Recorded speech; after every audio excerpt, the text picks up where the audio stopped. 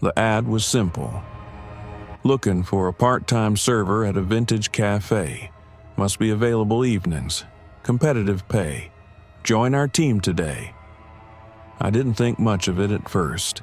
It sounded like just another service industry gig, perfect for someone like me who was in between jobs and needed a bit of extra cash. I had always loved old architecture, and the idea of working in a cafe that had a vintage feel appealed to me. I figured it would be an easy way to pass the time and earn some money. The cafe was located in the heart of the city, in a building that seemed to have been there for decades, maybe even centuries. The exterior was charming, with old-fashioned windows and a rustic charm that immediately made you think of simpler times. It wasn't one of those trendy places you see on every corner with flashy signs and hip decor. No, this cafe was more like something from a lost era. The moment I walked in, I felt like I had stepped back in time.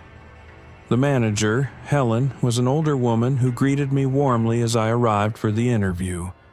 She had an almost otherworldly calm about her, her eyes always watching you carefully, as if she could see through to your very soul. She gave me the usual spiel about the cafe's long history and how they were known for their traditional food, handmade pastries, and vintage atmosphere. It all sounded charming, but there was something in her gaze that made me uneasy. I couldn't quite put my finger on it. The job itself was straightforward. I would be serving coffee, delivering food to the tables, and giving guests a pleasant experience. The catch was that the cafe was only open in the evenings, from dusk until midnight, catering mostly to locals and tourists looking for an authentic, historic dining experience. The hours were perfect for me, and I needed the work, so I accepted the offer on the spot. Helen handed me a unique uniform, which was more old-fashioned than anything I'd expected. An apron with a floral pattern, paired with a white blouse and black skirt. It was as if they wanted you to blend in with the cafe's vintage charm. There was no modern flair here. Everything from the décor to the staff uniforms screamed timelessness. As I began my first shift, I noticed that the cafe wasn't quite like any place I had ever worked. It was quiet, almost too quiet, and the atmosphere was thick with a sense of history. The patrons who filled the tables each night were an eclectic mix of people, but most seemed oddly familiar, as if they had been coming here for years, even though I was certain I had never seen them before. The waiters and staff were just as strange. There was Charlie, the bartender, who worked behind the bar with a slow, almost deliberate grace. He never seemed to rush, even when the cafe was busy, and he moved as if everything around him was in slow motion. Then there was Alice, a waitress with blonde hair tied up in a neat bun, who seemed to glide from table to table with barely a sound. Her face was always serene, too calm, and her conversations with the customers were always smooth and pleasant, but there was something in her eyes, something that didn't feel completely alive. It was during my first evening shift that I first noticed the oddity, the time. The cafe, which was supposed to close at midnight, seemed to behave as though it existed outside of regular time. As I glanced at the clock on the wall around 11:45 p.m., I felt the hours blur. I was still serving the last few tables when I looked up and saw that it was suddenly 12:30 a.m. My heart skipped a beat. How had that happened? How had I lost 45 minutes without realizing? It didn't make sense. The customers were still there, sipping their drinks, chatting among themselves. But the clock, the very thing I had been watching, now seemed completely out of sync with the reality around me. I shrugged it off, thinking it was some mistake, maybe a quirk with the old antique clock on the wall. But the more I thought about it, the stranger it became. That night, As the cafe emptied out and I finished cleaning the tables, I noticed something else strange. The same customers who had been there earlier in the evening were still sitting in their same spots, still enjoying their drinks as if time hadn't moved at all. I could feel the air shift as though the clock had stopped entirely. The longer I stayed, the more I felt like I was walking through a dream, a place where time moved in strange ways, and I was caught in the middle of it. As I wiped down the last table, I glanced around the room, noticing that the staff had all disappeared. No one was around, but the cafe was still open, as if it were waiting for something. I felt an overwhelming sense of being watched, but there was no one left but me and the empty tables. Then I heard a whisper, soft, barely audible, but unmistakable. It came from the back of the cafe near the kitchen. I froze, my heart racing. I wasn't sure what I was hearing, but something about the whispering felt strangely familiar, as if it were calling me, pulling me deeper into the cafe's mystery.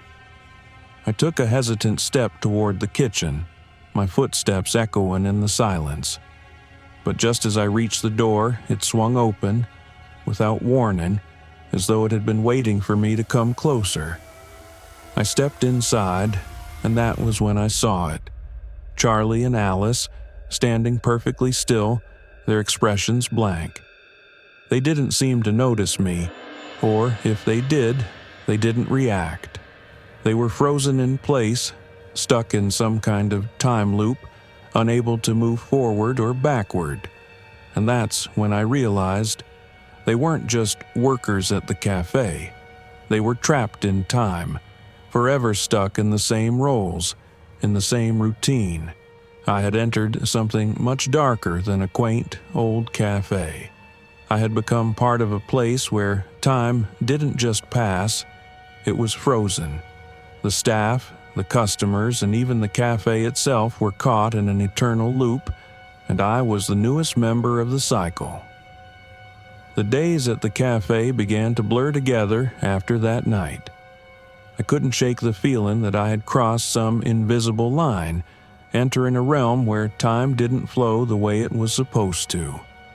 I had expected my job at the ghostly cafe to be just like any other, serving customers, cleaning up, doing my part. But now, everything felt off, like I was a spectator in my own life. The strangest thing was the time distortions. It wasn't just the clock on the wall that was acting strangely, it was everything. There were moments when the hands of the clock seemed to move faster than usual, and at other times, it felt like hours had passed when only minutes had gone by. I would look at my phone, and it would show one time, but when I checked the clock on the wall, it would show something entirely different. Minutes would stretch into hours, and then the next thing I knew, an entire hour had passed in the blink of an eye.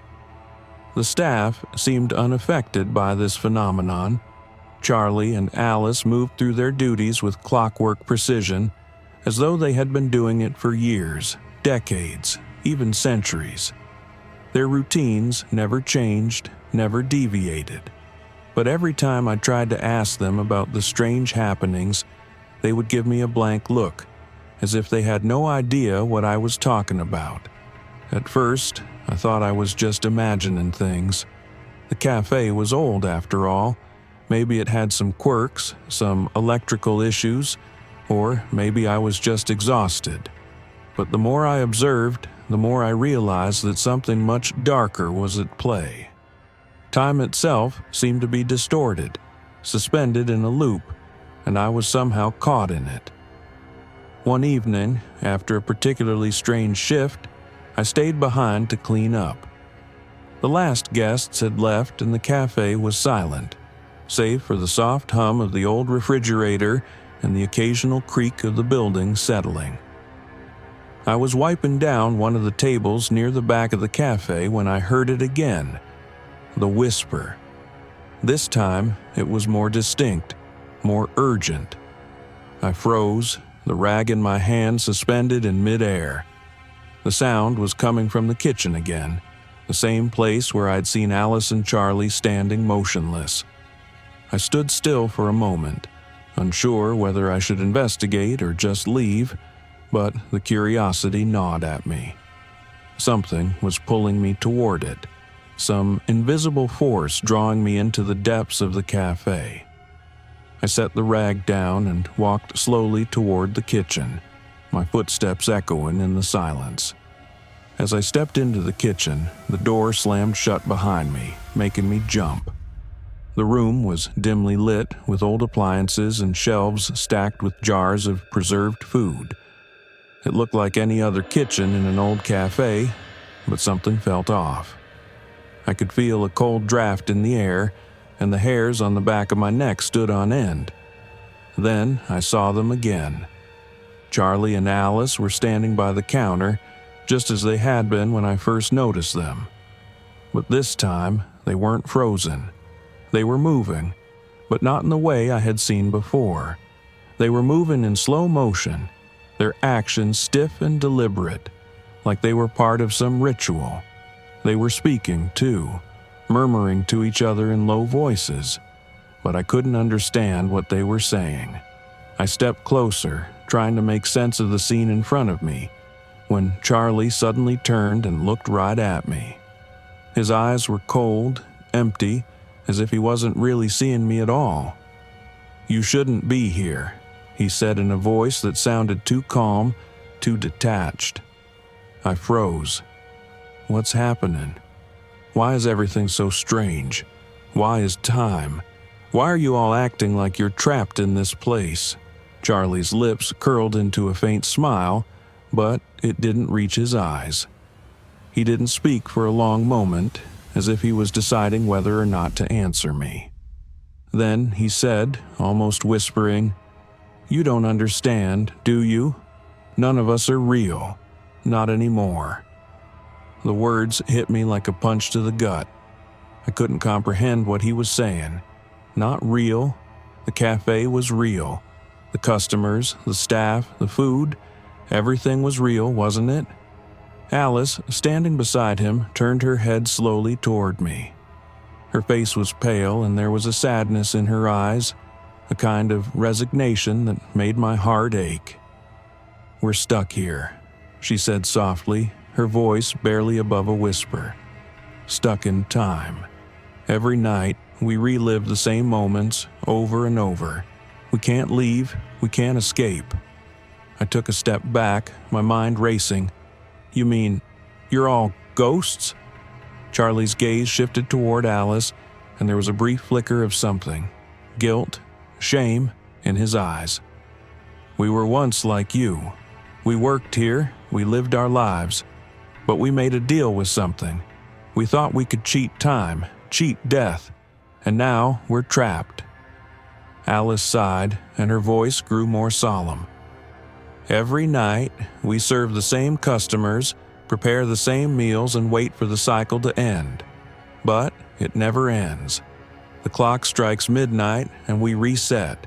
Every time. Forever." My stomach twisted with a growing sense of horror. This wasn't just a normal job.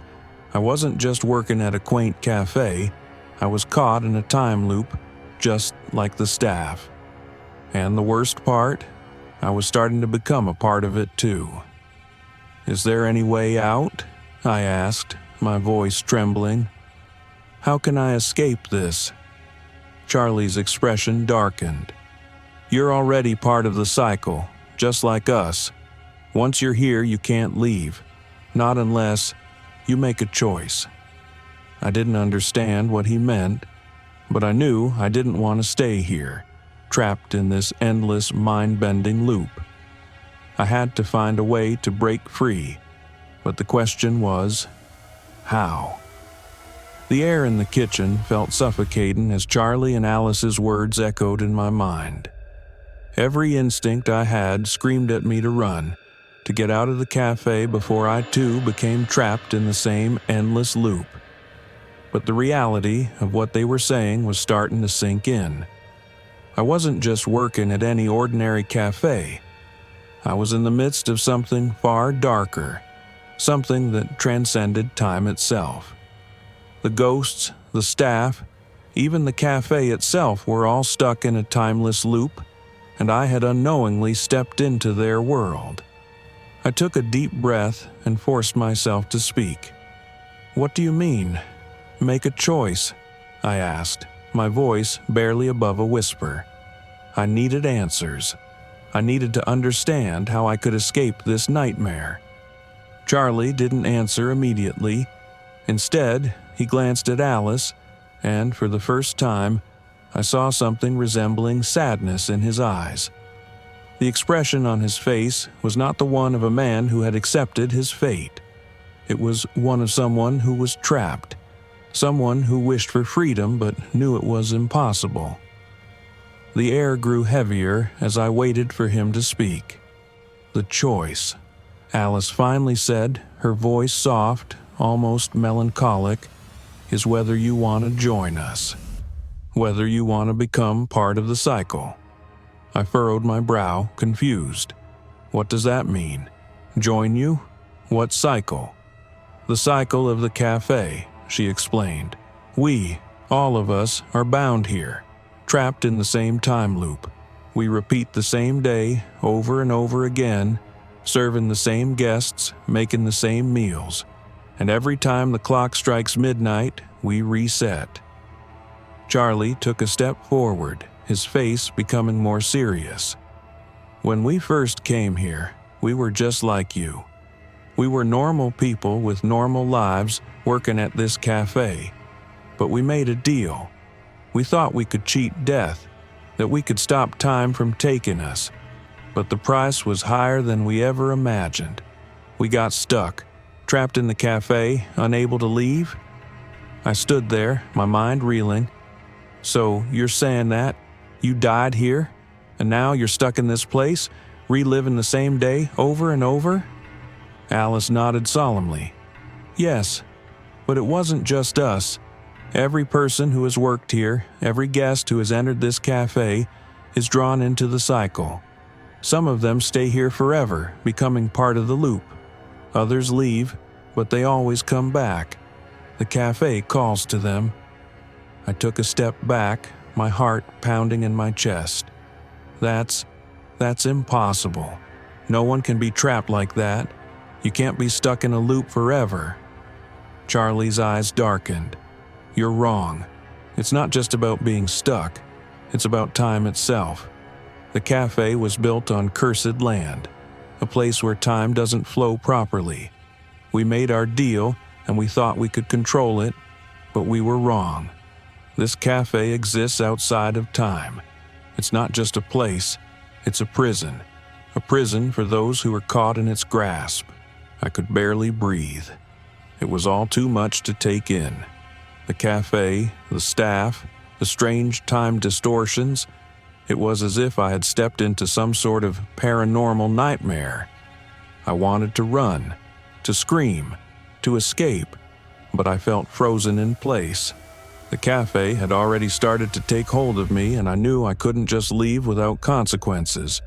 I was part of it now, whether I liked it or not. "So, what happens to me?" I asked, my voice barely audible. "Am I trapped too?" Helen, the cafe manager, suddenly appeared at the kitchen door, her expression unreadable. She hadn't made a sound when she entered, but somehow, I knew she had been listening. There was something ancient about her presence, something that made the hairs on the back of my neck stand up. "You're already a part of it, dear," she said in her calm, almost eerie tone. "You've worked here long enough to be tied to the cafe's fate. The question is, do you want to become one of us, a part of the loop, or do you want to leave? The choice is yours." I felt a shiver run through me. "But I don't want to stay here. I want to go home. I don't want to be part of this nightmare." Helen smiled, but it wasn't a reassuring smile. It was a knowing smile. "I'm afraid that's not how it works. Once you're caught in the cafe's web, there's no easy escape, but there is one way to break the cycle. I looked at her, desperate for a way out. How? What do I have to do? Helen stepped closer, her eyes narrowing. To break the cycle, someone must choose to remain, to become the new anchor for the cafe's time loop. One person must sacrifice themselves, their soul, to replace the old anchor. The cycle will then be broken, and the ghosts will be freed. I felt my stomach drop. And if I don't, then you'll be stuck here forever, Helen said softly. Like the others, you'll become just another part of the loop. A waiter, a customer, or someone who's doomed to relive the same day again and again. I swallowed hard, the weight of her words sinking in. My hands trembled as I looked at Charlie and Alice. The life I had known outside of this place felt so far away now. But if I chose to stay, I would become part of the loop. I would become just another ghost, stuck in this endless cycle forever. The pressure was unbearable. I had to make a choice. The weight of the decision felt suffocating, as if the walls of the cafe were closing in on me. I had entered this place hoping for a simple job to pay the bills, but now I was confronted with the reality of the cursed cafe. A cafe where time itself was twisted, where the ghosts of the past were trapped in an endless cycle, and where I now stood at the crossroads of a terrible choice. Helen's words echoed in my mind like a haunting refrain. To break the cycle, someone must sacrifice themselves, to become the new anchor. I felt a surge of panic, but also a deep guilt. The ghosts, trapped for so long, yearned for release, for peace.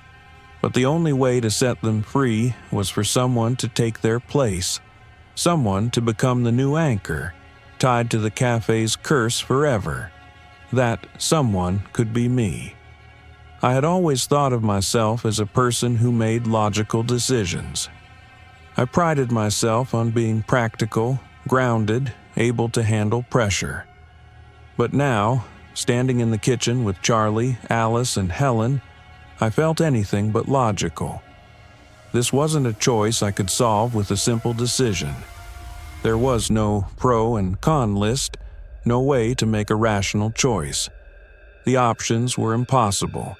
Become the new anchor of this cursed cafe, doomed to an eternity of repetition, or leave, and risk becoming trapped in the loop like everyone else.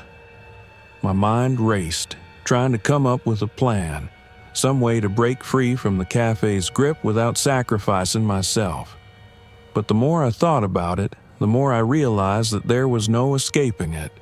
The time loop had already begun to weave its tendrils into my life. I was part of it now.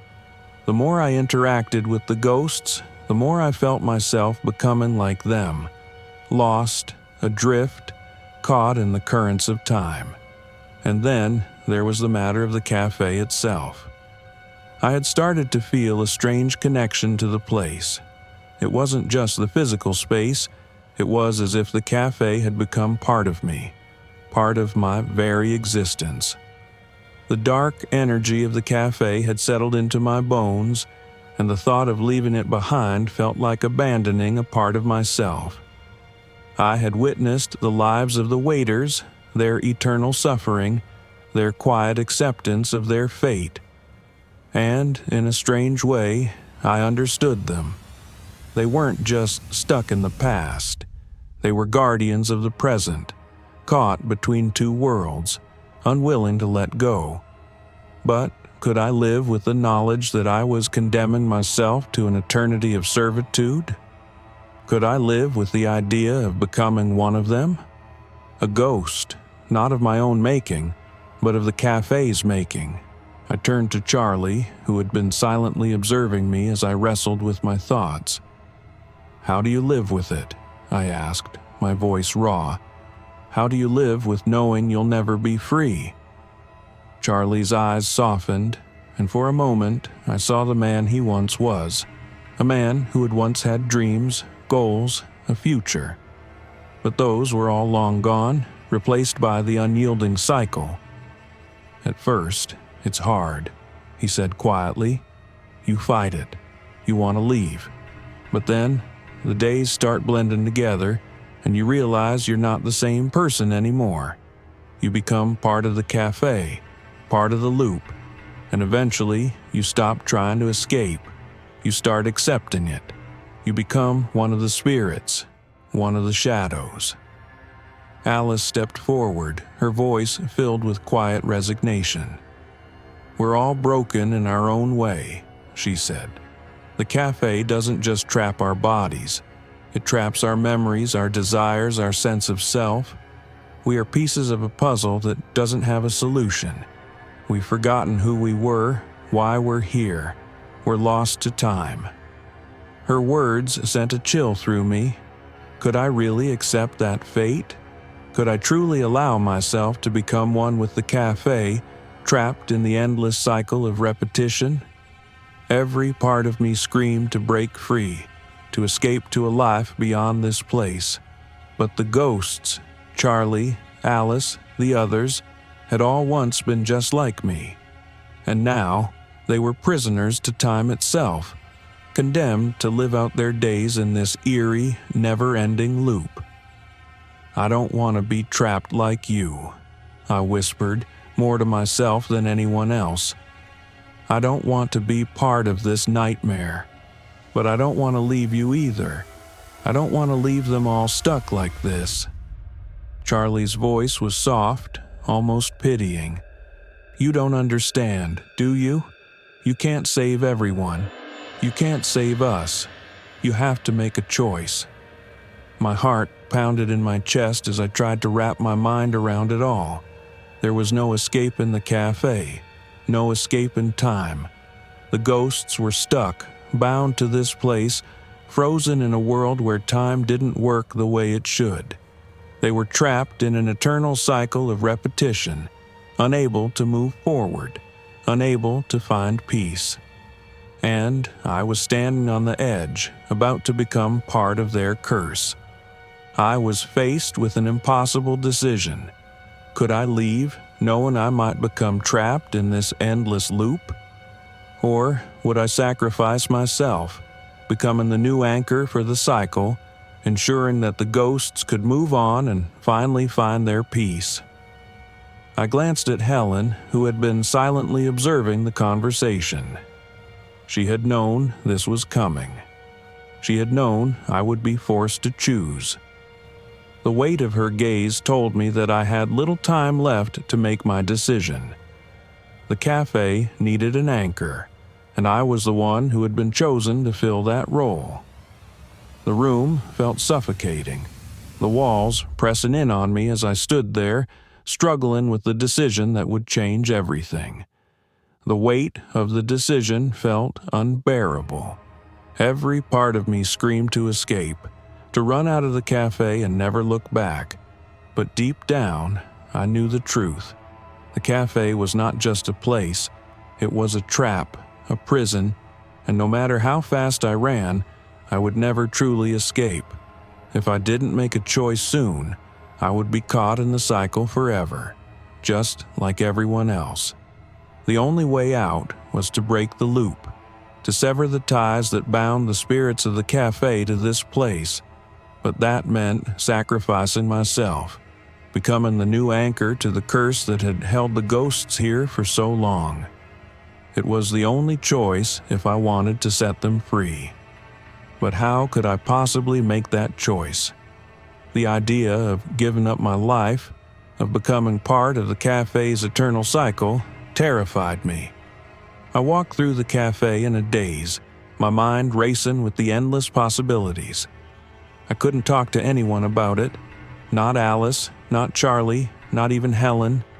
The choice had to be mine, and mine alone. I was already trapped here, already part of the curse, but the longer I waited, the harder it became to even consider the possibility of sacrificing myself. I stood by the counter where I'd first seen Charlie and Alice, watching them move as though they were still stuck in a routine they had followed for decades. They moved with such grace, such precision, that it was almost like they were still alive, still part of the world outside the cafe. But there was a distance in their eyes, a hollowness that told me they were no longer part of the living world. They were ghosts, stuck in a cycle they couldn't break. I couldn't help but feel a strong connection to them. They weren't just victims of a curse. They were part of something much bigger, something terrifying, something beyond my understanding. I wanted to help them, to set them free, but the more I learned, the more I realized that their fate was sealed. If I didn't choose, I would be condemned to the same fate, lost in a world where time no longer moved forward, where the same day was relived over and over. The cafe had become a nightmare, a place where the past and present collided, where I had no control over my own destiny. Every day was the same customers, the same conversations, the same food, the same faces. I couldn't leave. No matter how much I tried to resist, I was drawn back into the cycle. And then, one evening, I finally made up my mind. I would try to escape. I had learned enough to know that the cycle was tied to the very heart of the cafe. The key to breaking it was in the ritual, the one Helen had told me about. The anchor had to be chosen, and the price was steep. But I couldn't live like this anymore. I couldn't let myself become another ghost, another lost soul wandering the halls of this place forever. I stayed, after hours, waiting for everyone to leave. The cafe was silent, save for the soft hum of the lights above. I grabbed the book Helen had shown me, the one containing the instructions for the ritual. I had read it 1,000 times, but now, as I held it in my hands, it felt like a final step, the one that would either free me or bind me to this place forever. I stood in the center of the cafe, the lights flickering around me. The walls seemed to close in as though they were watching me, waiting for me to make my choice. The air was thick with the sense of something ancient, something powerful. I could feel it, pulling me toward the ritual, telling me that this was the only way out. But as I read the words in the book, I realized that there was no going back. Once I performed the ceremony, I would become the new anchor, tied to the cafe, bound to its curse for eternity. I hesitated. The fear gripped me harder than I could have imagined, but I couldn't let the ghosts, Charlie, Alice, the others, remain trapped here. They deserved to be free. They deserved peace. And if that meant I had to give up my own freedom, then so be it. I couldn't live with the guilt of knowing that I had the power to help them but chose to walk away. I stood there, the weight of the decision pressing down on me, and I began the ritual. The words came out shaky at first, like a prayer, but the more I spoke, the more I felt the energy of the cafe shift. It was like the air had thickened, like the very fabric of time was beginning to unravel. I could feel the spirits watching me, their presence more tangible now, urging me on. They were waiting for someone to make the ultimate sacrifice to end their eternal cycle. As I completed the final words of the ritual, I felt a surge of power, a pulse that ran through the entire building. The cafe seemed to shudder, as if the very foundation of the building was trembling with the force of the curse being lifted. I closed my eyes, my heart pounding, and waited for the inevitable. And then, just as the clock struck midnight, I felt a deep, overwhelming stillness. The air was thick, but there was no longer the oppressive weight of time pressing down on me.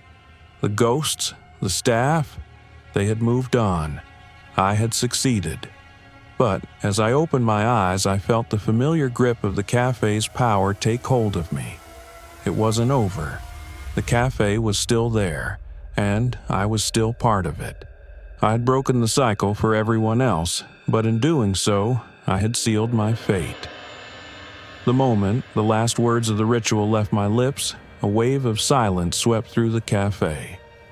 For a brief second, everything felt still, like the world had come to a standstill, as if time itself had stopped.